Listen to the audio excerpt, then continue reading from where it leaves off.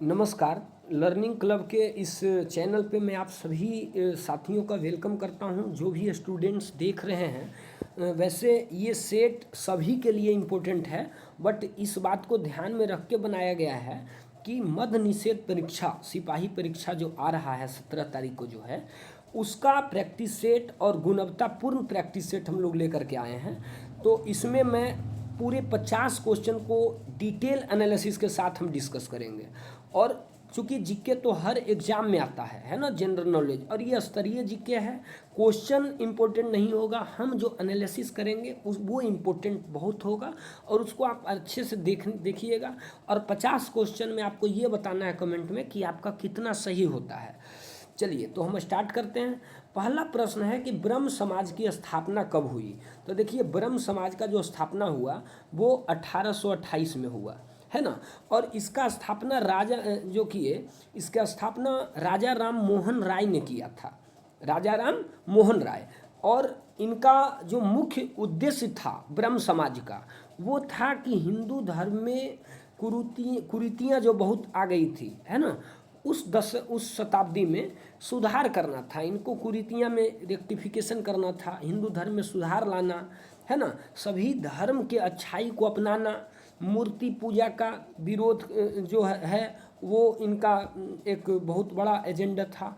तो ब्रह्म समाज से जो प्रश्न बनते हैं किसी भी एग्जाम में, जैसे प्रीलिम्स में एक बार बीपीएससी के 64th प्रीलिम्स में पूछा था कि बताइए ब्रह्म समाज में निम्नलिखित में से कौन कौन सी अच्छाइयाँ उन्होंने एक्सेप्ट किया था, तो वो क्वेश्चन है।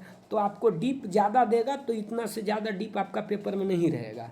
तो आपको याद रखना है 1828। अच्छा, 1772 में राजा राम मोहन राय का जन्म होता है, और ये एक पत्रकार थे, है ना, इसीलिए पत्रकारिता का जनक भी इन्हें ही कहा जाता है, ये बात ध्यान रखना। नेक्स्ट देखिए, संसदीय शासन प्रणाली में सरकार का मुखिया कौन होता है। तो संसदीय शासन प्रणाली में सरकार का जो मुखिया होता है ना, किसे सरकार का मुखिया माना जाता है, ये प्रश्न है। तो क्वेश्चन नंबर 2 हमारा है, आपको मालूम है कि संसदीय शासन प्रणाली में तो वैसे प्रधानमंत्री को ही सरकार का मुखिया माना जाता है, लेकिन कार्यपालिका की शक्ति जो है अनुच्छेद 53 के अनुसार वो निहित है राष्ट्रपति में, है ना। संवैधानिक प्रमुख जो होता है वो राष्ट्रपति होता है, और अनुच्छेद 75 कहता है कि राष्ट्रपति जो है वो प्रधानमंत्री का नियुक्ति करेगा। तो ये भी आर्टिकल आपको ध्यान में रखना है। इसके बाद फिर है हमारा, अब आइए, अच्छा, लोकसभा का कार्यकाल आपको पता है 25 वर्ष। ये 25 लोकसभा का जो सदस्य बनने का न्यूनतम उम्र जो होता है वो 25 साल होता है। कार्यकाल 5 साल होता है ना, एक लोकसभा सदस्य का कार्यकाल। तो ये भी आपको याद रहेगा। क्वेश्चन नंबर 3 आ जाइए, भारत के किस राज्य में मर्रम नागा जनजाति पाई जाती है। तो देखिए, भारत का कौन सा ऐसा राज्य है जहां मर्रम नागा जनजाति पाई जाती है। तो नागा से आप लोग मार दीजिएगा नागालैंड, लेकिन नागालैंड नहीं है, ये मणिपुर है ना। तो ये जनजाति जो है ना, मणिपुर का एक ज़िला है सेनापति ज़िला, यहीं ये जनजाति जो है ये निवास करती है ना। तो मर्रम के नागा जनजाति के बारे में हम लोग डिस्कस कर लिए, और कुछ जनजाति को और याद रख लेना है। जैसे नागालैंड में जो है कई नागा जनजाति पाई जाती है, परंतु मर्रम नागा नहीं पाई जाती है। और ये जो जनजाति है ये मर्रम भाषा बोलती है। कौन सा भाषा बोलती है? मर्रम भाषा, है ना। इसके बाद फिर क्वेश्चन नंबर हम लोग 4 आते हैं। भारतीय संविधान में 11वां मौलिक कर्तव्य निम्नलिखित में से किस वर्ष जोड़ा गया। अब देखिए, 11वां मौलिक कर्तव्य बोलता है, तो सबसे पहले मौलिक कर्तव्य के बारे में हम लोग बता लेते हैं।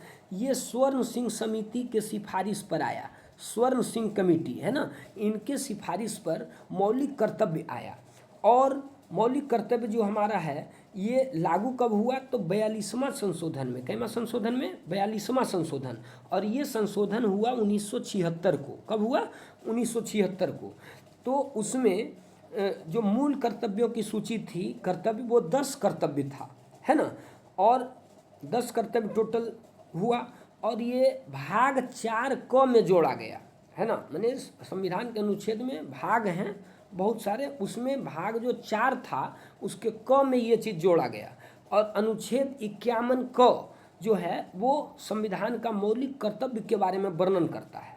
तो ये आपका हिस्टोरिक बैकग्राउंड मैंने बता दिया कि मौलिक कर्तव्य क्या होता है ना। अब जैसे तिरंगा झंडे को मतलब सलामी हम दे रहे हैं, है ना, अपने सरकारी संपत्ति की रक्षा कर रहे हैं, तो ये सब जो है ये मौलिक कर्तव्य में आता है ना।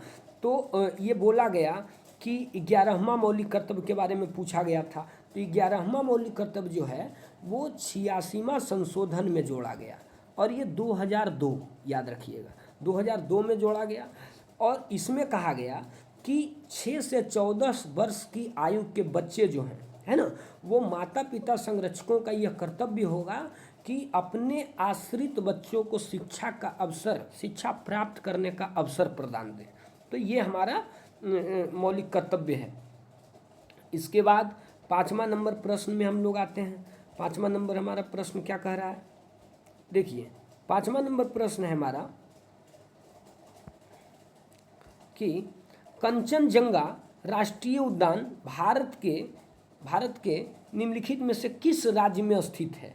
तो कंचनजंगा के बारे में प्रश्न दिया हुआ है।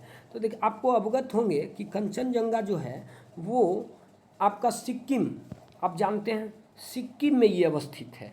और ये कंचनजंगा राष्ट्रीय उद्यान जो है ना, कंचनजंगा राष्ट्रीय उद्यान के बारे में बोला गया है, तो ये सिक्किम में अवस्थित है। और साथ में 2016 में यूनेस्को, है ना, यूनेस्को जो है इसको विश्व विरासत का दर्जा दिया। तो ये भी प्रश्न आता है कि कंचनजंगा को विश्व विरासत का दर्जा कब दिया गया, तो 2016 में दिया गया, है ना। और ये भारत का पहला मिश्रित विश्व विरासत स्थल है, मिश्रित, है ना। और दुनिया की तीसरी सबसे ऊंची चोटी जो है ये भी कंचनजंगा है। याद करने में आपको बहुत आराम से हो जाएगा याद, 8586 मीटर इसका, है ना, ऊंचाई है, किसका, कंचनजंगा का। और भारत की सबसे ऊंची चोटी जो है, भारत में सबसे ऊंची पर्वत चोटी कंचनजंगा ही है। भारत की सबसे ऊंची चोटी के बारे में बात की है, और K2 इस श्रेणी में फिर आता है। अब आइए क्वेश्चन नंबर 6 में है, भारत में पहली पूर्ण जनगणना किस वर्ष आयोजित की गई। तो भारत में पहला जो पूर्ण जनगणना हुआ था, है ना, वो 1881 में हुआ। अब 1881 तो है, आप कहोगे सर 1872 में भी हुआ है, बिल्कुल सही है। 1872 में सबसे पहला जनगणना जो हुआ वो लॉर्ड मेयो के कार्यकाल में हुआ था, और ये 1872 में ही हुआ था। लेकिन बाद में नियमित जो जनगणना चला, पूर्ण जनगणना, वो 1881 में, है ना, लॉर्ड रिपन के नेतृत्व में ये हुआ था। आ जाएगा कि भारत के प्रथम जनगणना आयुक्त जो थे वो कौन थे, तो आपको याद रखना है WC फ्लाउडेन, है ना। और जनगणना की पूरी जिम्मेवारी जो होती है वो महारजिस्ट्रार और जनगणना आयुक्त पर होती है ना। तो जनगणना की पूरी जिम्मेवारी। अब 2011 में जनगणना हुआ था, हर 10 साल पे जनगणना होता है, तो 2011 में भी जनगणना हुआ, और वो जो सेंसस था वो 15वां जनगणना था, है ना। और भारत का स्वतंत्र भारत का 7वां जनगणना था। अब चूंकि 11 में हो गया तो फिर 10 साल के बाद होना था, तो अब मतलब 21 में होता, बट कोविड के कारण ये हुआ नहीं।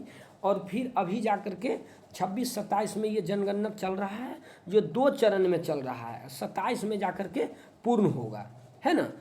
और बस आपको इतना जान लो, इसमें बहुत है। तराइन के युद्ध में, अब देखिए इतिहास से प्रश्न है, निम्नलिखित में किसने 1215 ईस्वी में तराइन के युद्ध में यलदौज को हराया। तो तराइन के युद्ध में, है ना, इल्तुतमिश जो था 1215 ईस्वी में यलदौज को हराया, है ना। तो शमसुद्दीन इल्तुतमिश जो था ये यलदौज को हराया था। और इल्तुतमिश जानते हो, इल्तुतमिश को गुलामों का गुलाम कहा गया था, है ना, मतलब सबसे बड़ा गुलाम वही है ना। और इल्तुतमिश जो है दिल्ली सल्तनत का जानते हैं कि वास्तविक संस्थापक माना जाता है इल्तुतमिश, है ना। इसके बाद फिर आइए नेक्स्ट 8वां नंबर प्रश्न, भारत में वनों के प्रकार के संदर्भ में ये सब वन जो हैं किस क्षेत्र में पाए जाते हैं, तो आबूनस, महोगनी, शीशम। तो ये सभी वन जो हैं ये आपका उष्णकटिबंधीय सदाबहार वन में पाए जाते हैं। अब देखिए ये वन के बारे में परीक्षा में आता है कि ये वन का विशेषता क्या है, तो 200 सेंटीमीटर से अधिक वर्षा अगर हो तो समझ लीजिए सदाबहार मौसम है, माने सदाबहार वन वहाँ होगा, है ना। और मुख्य क्षेत्र कौन सा है, तो अंडमान निकोबार द्वीप समूह, पश्चिमी घाट देख रहे हैं इस साइड, है ना, और लक्षद्वीप, ये सब जो है ये आता है आपका उष्णकटिबंधीय सदाबहार वन में आता है। नेक्स्ट प्रश्न, भारत के इतिहास के संबंध में निम्नलिखित में से कौन सा कथन सही है, तो देखिए ये जो है आपका 1 नंबर पढ़िए, अंग्रेजों ने भारत में मैसूर के शासकों के साथ 4 युद्ध लड़े, बिल्कुल सही है।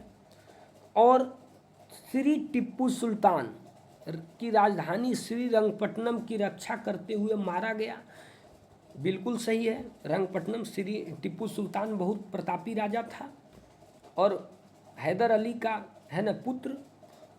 4 आंग्ल मैसूर युद्ध हुआ, है ना, टोटल 4 आंग्ल मैसूर युद्ध हुआ, चौथा में ये हार गया ये टिप्पू सुल्तान, और ये 1799 में मारा गया, 1799 में 4 मई को। और युद्ध करते हुए मारा जाने वाला एकमात्र जो भारत का बड़ा शासक था वो भी टिप्पू सुल्तान ही था, है ना। इसके बाद आइए क्वेश्चन नंबर 10, हिंदी साहित्य की भूमिका के लेखक है, तो हिंदी क्वेश्चन का डायरेक्ट हम आंसर बता देते हैं, इसको आप लोग कर लेना, हजारी प्रसाद द्विवेदी हिंदी साहित्य के, है ना। इसके बाद फिर सखी, साखी, सबद, रैमानी के रचनाकार, तो कबीर इसके रचनाकार हैं, ये भी आपका हो जाएगा, इजी क्वेश्चन है। पुरानी हिंदी का नामकरण किसने किया था, तो पुरानी हिंदी का नामकरण चंद्रधर शर्मा गुलेरी ने किया था, है ना। इसके बाद फिर आइए नेक्स्ट क्वेश्चन, देखिए ये आपका मैथ से है, तो मैथ का हम अलग क्लास रखेंगे, तो उसमें मैथ हम लोग डिस्कस करेंगे, है ना। यहाँ पे चूँकि बताने में नहीं बनेगा, बोर्ड हमारा छोटा है। नेक्स्ट क्वेश्चन नंबर फिर आइए 16, हम लोग 16 नंबर क्वेश्चन में आ रहे हैं। 16 का है परमाणु के रदरफोर्ड नाभिकीय मॉडल, तो देखिए नाभिकीय मॉडल जो रदरफोर्ड नाभिकीय मॉडल जो है ने अनुमान लगाया कि परमाणु इसलिए अस्थिर होते हैं, परमाणु इसलिए अस्थिर होते हैं क्योंकि नाभिक के परितः, है ना, नाभिक के परितः घूमने वाले त्वरित इलेक्ट्रॉन नाभिकों में कैसे होंगे, तो देखिए इसका जो सर्पिल होता है परमाणु का जो होता है ना, रदरफोर्ड मॉडल जो है वो क्या अनुमान लगाया था कि परमाणु, है ना, इसलिए अस्थिर होते हैं क्योंकि नाभिक के परितः घूमने वाले त्वरित इलेक्ट्रॉन जो होता है वो नाभिक में सर्पिल आकृति का होता है। रदरफोर्ड जो मॉडल था ये क्या बताता है कि परमाणु एक धनावेशित नाभिक होता है, परमाणु के बारे में बताया गया कि ये धनावेशित नाभिक है और इलेक्ट्रॉन उसके चारों ओर घूमते हैं सर्पिल आकृति में, है ना। ये परमाणु का रदरफोर्ड मॉडल, रदरफोर्ड मॉडल जो है ना। इसके बाद फिर आइए 17, निम्नलिखित में से कौन सा गलत है, ये प्रश्न है, तो गलत के बारे में पूछा गया था। अब देखिए हमको यहाँ पे डी जो आप देख रहे हैं ये मिस है, क्योंकि पहला देखिए क्या, लेंस द्वारा उत्पादित आवर्धन बिंब दूरी और प्रतिबिंब दूरी से संबंधित है, बिल्कुल सही, m बराबर, है ना, v/u माइनस v/e, ये सब पढ़े हैं, है ना। सरल सूक्ष्मदर्शी को आवर्धक कांच के रूप में जाना जाता है, सही है, मैग्निफिकेशन ग्लास के रूप में। माध्यम का अपवर्तनांक अपरिवर्तित होता है, ये भी बिल्कुल सही है, तो ये तीनों सही है और ये 17 गलत है। नेक्स्ट 18 में आइए, निम्नलिखित में से कौन सा ऊर्जा का गैर पारंपरिक स्रोत है, तो गैर पारंपरिक स्रोत के बारे में क्वेश्चन था, तो आपको मालूम है ऑप्शन आपका दिया है प्राकृतिक गैस, कच्चा तेल, कोयला, सौर ऊर्जा। गैर पारंपरिक माने जो कभी खत्म नहीं हो, है ना, नॉन कन्वेंशनल, तो वो सौर ऊर्जा कभी खत्म नहीं होगा, तो ये गैर पारंपरिक हो जाएगा। 19 नंबर क्वेश्चन, एक वृत्ताकार पथ पर गतिमान कण के रैखिक वेग को स्थिर रखते हुए, देखिए वृत्ताकार पथ पर, वृत्ताकार पथ है पर गतिमान कण के, ये गतिमान कण है, के रैखिक वेग को स्थिर रखते हुए जैसे जैसे वृत्ताकार पथ की त्रिज्या घटती है, घटाइए त्रिज्या, तो अभिकेंद्रीय त्वरण, तो अभिकेंद्रीय त्वरण क्या होगा ये पूछा गया था, तो भाई बढ़ जाएगा, है ना, जो एक्सेलरेशन होगा वो बढ़ जाएगा, है ना, तो ये आपका हो गया। क्यों? क्योंकि देखिए अभिकेंद्रीय त्वरण क्या है, तो ये वह त्वरण है जो किसी वस्तु को एक वृत्ताकार पथ पर गतिमान रखने के लिए आवश्यक होता है ना, और यह हमारे पथ के केंद्र की ओर निर्देशित होता है, ठीक है। इसके बाद आइए नेक्स्ट क्वेश्चन 20, निम्नलिखित में से कौन सा सोल्मोनेला संक्रमण का एक लक्षण नहीं है, तो सोल्मोनेला संक्रमण का लक्षण उल्टी जो है ये नहीं है। सोल्मोनेला संक्रमण अगर हो गया तो पेट में ऐंठन, इसके बाद प्रवाहिका, बुखार, ये सब होता है ना, तो ये लक्षण जो है उल्टी नहीं है, बाकी सब हो जाएगा। नेक्स्ट क्वेश्चन 21, अब देखिए 21 क्या है, भारत पर इस्लामी विजय के बाद दिल्ली में बनी, है ना, पहली मस्जिद कुबत उल इस्लाम मस्जिद का निर्माण किसने शुरू कराया था, तो कुबत उल इस्लाम, कुबत और कुतुबुद्दीन ऐबक, ये दोनों बात सही है, तो कुतुबुद्दीन ऐबक ही ने कराया था। इसके बाद आइए 22 नंबर क्वेश्चन, 22 में क्या कह रहा है, देखिए रथ यात्रा के बारे में है ना, रथ यात्रा ये पुरी में होता है, या तो आपको पता ही है ना, वो अगले। अब 1857 की क्रांति में महिलाओं की भूमिका के बारे में प्रश्न है, कौन कथन सही है, तो देखिए ये जो है रानी लक्ष्मीबाई झांसी में और बेगम हजरत महल कहाँ, लखनऊ में, है ना, ये दोनों जो है ये मतलब भाग ली थी 1857 के रिवोल्ट में, ये तो बता दिए हैं ऑलरेडी, 23 हो गया है हम लोग का। फिर आइए 24, प्रथम स्वतंत्रता संग्राम के बाद अंग्रेजों ने दिल्ली पर पुनः कब्जा कब किया, अभी देखिए कितना अच्छा प्रश्न है।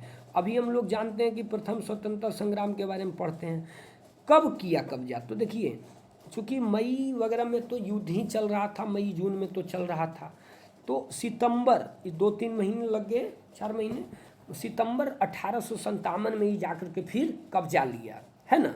और मुग़ल शासक जो है ये जो 1857 का जो है लड़ा गया दिल्ली में, वो मतलब बहादुर शाह जफर के नाम पर लड़ा गया, नेतृत्व में लड़ा गया, और इसका जो चिन्ह था वो लोटस एंड ब्रेड था। 1857 की क्रांति का चिन्ह जो था वो लोटस एंड ब्रेड था, और इसका जो गवर्नर जनरल उस समय थे लॉर्ड कैनिंग थे। कौन थे? लॉर्ड कैनिंग, ये बात ध्यान में रखना है, लॉर्ड कैनिंग थे। इसके बाद फिर आइए नेक्स्ट क्वेश्चन 25 नंबर, 3 फरवरी 1925 को भारत में पहली इलेक्ट्रिक ट्रेन किन 2 स्टेशनों के बीच में चली, ये है, तो देखिए ये बॉम्बे सिटी और कुर्ला हार्बर के बीच में चला था, है ना। और आपको याद रखना है 3 फरवरी 1925 को भारत में पहला इलेक्ट्रिक ट्रेन चला था बॉम्बे सिटी और कुर्ला हार्बर के बीच में। अगर कोई बोल दे पहला बार ट्रेन कब चला, तो 16 अप्रैल 1853 में चला, 16 अप्रैल 1853 में चला। इसके बाद भारतीय रेलवे बोर्ड का स्थापना आपको मालूम है, तो ये 1905 में हुआ, है ना, ये भी आप ध्यान में रखना।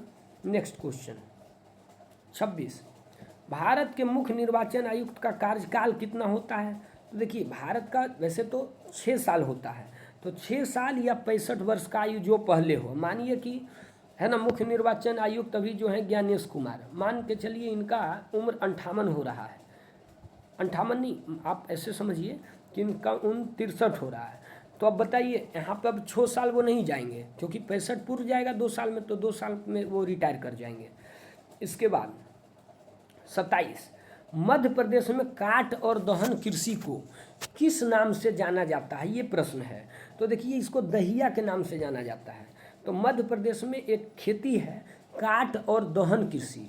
अब इसमें करता क्या है, किसान जो होते हैं ना वो ज़मीन के टुकड़े को साफ करता है ना, और उन पर अपने परिवार के लिए भरण पोषण के लिए अनाज और अन्य खाद्य पर फसल उगाता है। जब मिट्टी की उर्वरता मानिए कम हो गया तो किसान क्या करता है कि उस भूमि के टुकड़े से स्थानांतरित होकर फिर से कृषि का दूसरा टुकड़ा चुन लेता है ना। ये काट और दहन कृषि होता है। इसके बाद मालवा पठार किस नदी के उत्तर में अवस्थित है, ये पूछा गया है। तो देखिए मालवा पठार जो है वो नर्मदा जो नदी है इसके उत्तर में स्थित है ना मालवा पठार। और मालवा पठार जो है मध्य प्रदेश में बेसाल्ट निर्मित संरचना से निर्मित है ना। इसके बाद 29 में आइए, स्वर्ण सिंह कमेटी की संस्तुति ने भारतीय संविधान में निम्नलिखित में से किसे जोड़ा। तो आई हैव ऑलरेडी डिस्कस्ड, बहुत लंबा डिस्कशन इस पे किए थे। मौलिक कर्तव्य को जोड़ा गया था स्वर्ण सिंह समिति के कर्तव्य में, है ना। इसके बाद 6 ध्वनि का उच्चारण स्थान, तो ये हिंदी है आपका, तो आपको मालूम है 6 ध्वनि का उच्चारण स्थान तालव्य होगा। इसके बाद 31 नंबर है कि जायसी के रचनाकार कौन थे, तो कन्हावत थे जायसी के रचनाकार। चलिए तो अब हम 32 नंबर में आते हैं। 32 मिलाने वाला है, 32 जो है ये मिलाने वाला है, तो इसका हो जाएगा आपका ए का हो जाएगा 3, ए का 3 कहाँ है देखिए, ए का 3 सब, बी का 1 देखिए, बी का 1 हो जाएगा अतीत के चलचित्र महादेवी वर्मा। और इसके बाद सी का हो जाएगा 5 कन्हैया लाल मिश्रकार, है ना। और डी का 2 देखिए राम कुमार शर्मा। तो ये आपका है ना। हिंदी वाला कविता और उसके जो राइटर हैं ये सबको आप जरूर एक बार देख लीजिएगा, इससे क्वेश्चन रहता है। फिर मैथ्स में है, देखिए मैथ्स में जो क्वेश्चन है ये आपका इजी क्वेश्चन है, कोई भी एक आप बना खुद सकते हो। जैसे ये क्वेश्चन, रमेश ने जब अपनी यात्रा शुरू की तो उसके लगेज बैग का वजन शुरुआत में 15 किलो था, ठीक है। तो शुरू में 15 किलो, उसके प्रस्थान के समय तक उसके बैग का वजन 18 किलोग्राम हो, तो प्रतिशत वृद्धि। तो बताइए ये 15 और ये 18 है, तो ये 3 हो गया। और शुरू में 15 था तो 3/15 गुने 100 कर दोगे तो यहाँ से 15 है ना, 3/15 है ना, और ये गुने 100, तो ये 20% वृद्धि हो गया। तो ये सब बन जाएगा क्वेश्चन, मैथ कीजिए। इसके बाद 36 नंबर क्वेश्चन में आइए। 36 नंबर क्वेश्चन में क्या है देखिए, कह रहा है कि शरीर में निम्नलिखित में से किस हार्मोन का अत्यधिक उत्पादन कुशिंग सिंड्रोम का कारण बनता है, जिसके परिणाम स्वरूप वजन बढ़ता है और त्वचा पतली हो जाती है। तो कुशिंग हार्मोन के बारे में पूछा। तो कुशिंग हार्मोन जो है ये, अगर कुशिंग जो है ये आपका कोर्टिसोल हार्मोन अगर ज़्यादा उत्पादन हो गया है ना, तो वो कुशिंग सिंड्रोम का कारण बन जाएगा, कुशिंग सिंड्रोम। 36 फिर 37 में आइए, किसी धारावाही चालक द्वारा उत्पन्न चुंबकीय क्षेत्र। अब देखिए क्या कह रहा है, एक धारावाही चालक है ना, एक धारावाही चालक है और इसके द्वारा उत्पन्न चुंबकीय क्षेत्र जो होते हैं है ना, वो कैसा होते हैं। तो ये धारावाही चालक है, तो ये वो मतलब संकेंद्रीय कॉन्करेंट टाइप का बनाता है, स्ट्रक्चर बनाता है। तो ये आपका डी हो जाएगा, है ना। इसमें आप दाएं हाथ का नियम वगैरह ये सब थोड़ा एक बार देख लीजिएगा। 38 में देखिए, 38 का एक न्यूमेरिकल टाइप का क्वेश्चन है। तो 38 में ये आपका ए हो जाएगा, है ना। 38 का ए आप लोग कर लेना, ठीक है। क्यों, क्योंकि देखिए औसत वेग का जो फॉर्मूला हो जाएगा वो क्या कुल विस्थापन बटे कुल समय हो जाएगा। तो कुल विस्थापन क्या है, x2 - x1 यहाँ पर डेल्टा x बटे डेल्टा t कर देंगे, तो बाई t2 - t1 ये वाला हो जाएगा। नेक्स्ट अगला, ये भी न्यूमेरिकल है। तो इस न्यूमेरिकल में 1/v - 1/f u बराबर 1/f से आप इसको निकालोगे। इसका प्रतिबिंब लेंस से कितनी दूरी कह रहा है ना। तो मतलब आपको इसमें क्या पूछा जा रहा है, v पूछ रहा है। तो 1/v बराबर है ना, आप क्या करो 1/f - 1/u जानते हो, तो इसको आप कैलकुलेट करोगे तो आ जाएगा 3/100, है ना। 3/100, तो 100/3 उलट जाएगा तो 33.3 हो जाएगा। कहाँ है 33.3 ये।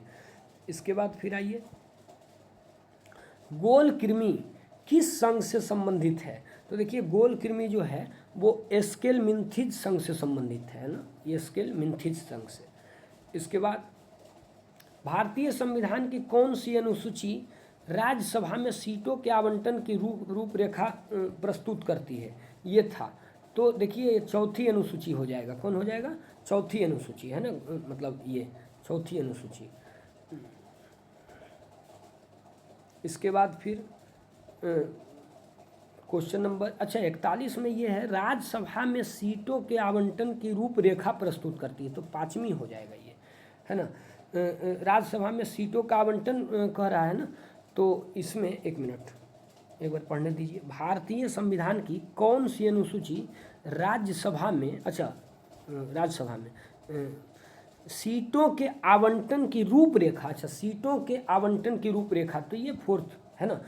अब इसमें क्या होता है कि चौथी अनुसूची में उल्लेख है संविधान का 4 का 1 और 80 का 2 में किया गया है। अब 5वीं अनुसूची जो हम लोग बात कर रहे थे वो अनुसूचित जनजाति के प्रशासन और नियंत्रण के बारे में संबंधित है। तो आपको याद रखना अतिमेमी क्या हो गया? अ से असम, ती से त्रिपुरा, मे से मेघालय, मी से मिजोरम, है ना।